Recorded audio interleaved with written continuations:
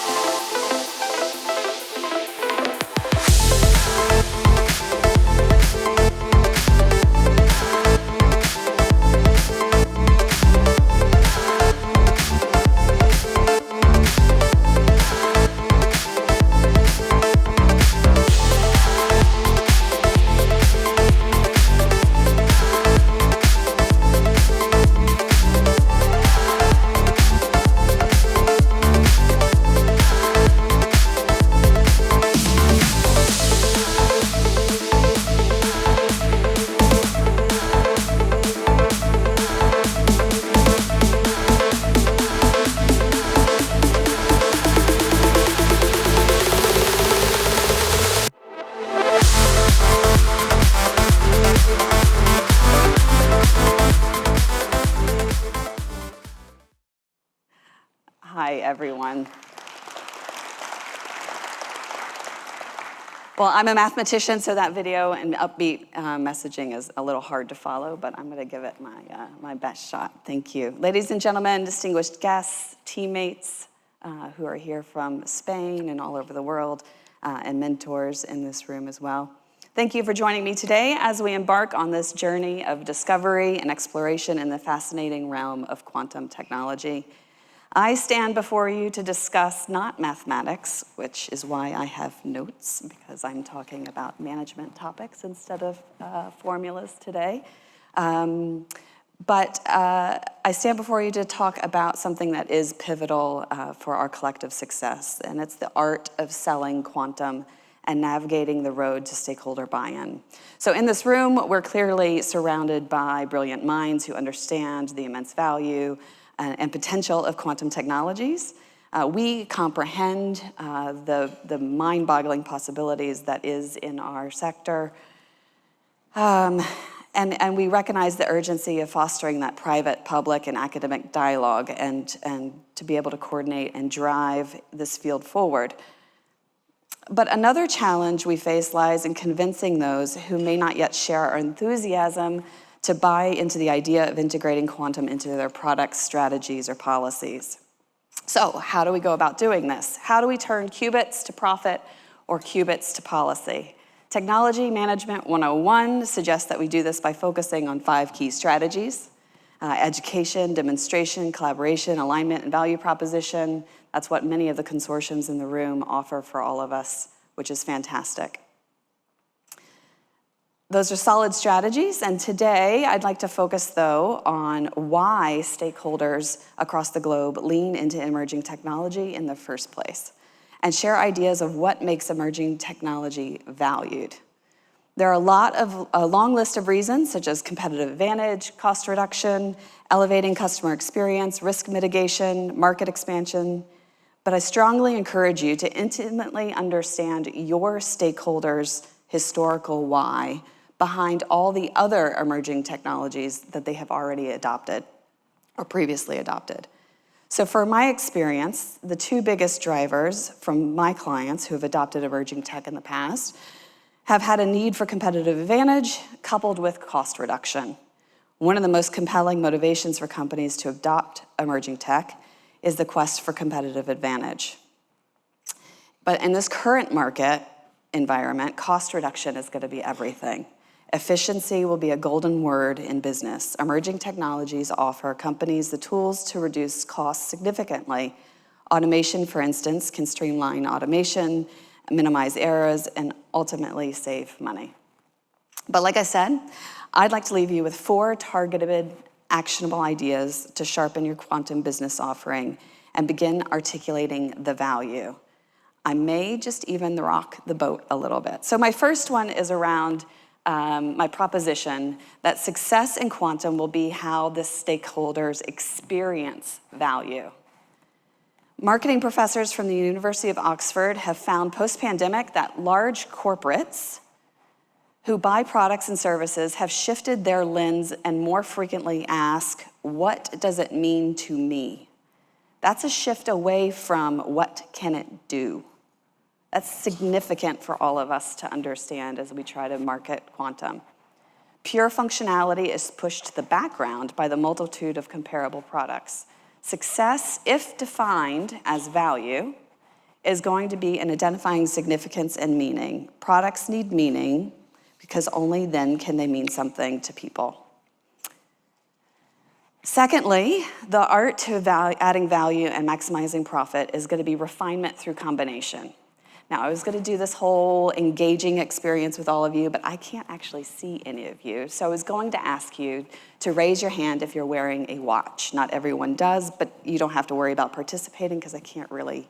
But I actually I see movement. So, but what if I could add a special marker for the number of minutes that it's currently known for sunlight to travel to Earth?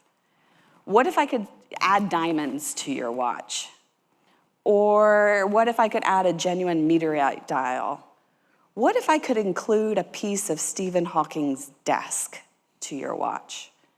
All of those ideas are refinement through combination. If you want to know what watch has all of those things, I can tell you later. Strategic combinations are critical. They compose the most comprehensive list possible, and this is something that I really, really feel genuinely that our industry needs.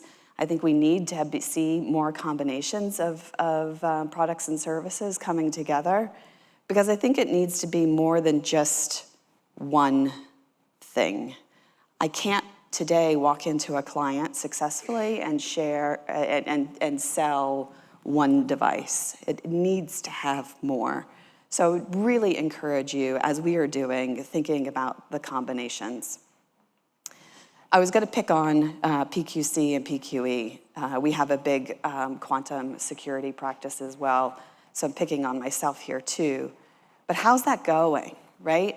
Or policymakers in the same space, how's the adoption of preventative measures against the future threat of encryption going? Part of combination is about really being able to have that conversation about like what would it take? Would it take the massive technology platform modernization projects that we do? Could we embed one of those products into one of those transformation projects and really use the PQC, PQE, QKD product as a transmission to that vehicle, which is that technology platform modernization type project? And then from a policy standpoint, fraud was elevated to a national security threat in 2023. So how could we take the same notions that are so critical to encryption and transform them into national security policies around fraud prevention or detection? So that's just about combination, just trying to think creatively about different things that we could put together. The third one is about testing the limits, and it's a big one. But at the same time that you test limits, you have to also do that in combination with the combination one that I just offered. Most quantum products and services offered to stakeholders do not give the stakeholder any real understanding of what's possible or even a chance to test the limits. These stakeholders aren't necessarily even interacting with the bare minimum of our quantum products. So how do we bring some life to this? How do we invite stakeholders to test the boundaries in spectacular or inspirational or astounding unique ways? What new kind of experience in testing the limits could be possible with your product, service, or policy? So the fourth value creation driver that I've come up with is numbers. And this was also where I was going to ask for participation from all of you. Usually physicists and mathematicians have a favorite number. Could you guys shout out what your favorite number is? 737. 137. Like it. I guess in this audience, maybe I should have asked for whose favorite number is I. My EY Global Quantum team, we successfully processed 10,000 simultaneous combinations of stocks and stock attributes to run a quantum portfolio optimization with Dow.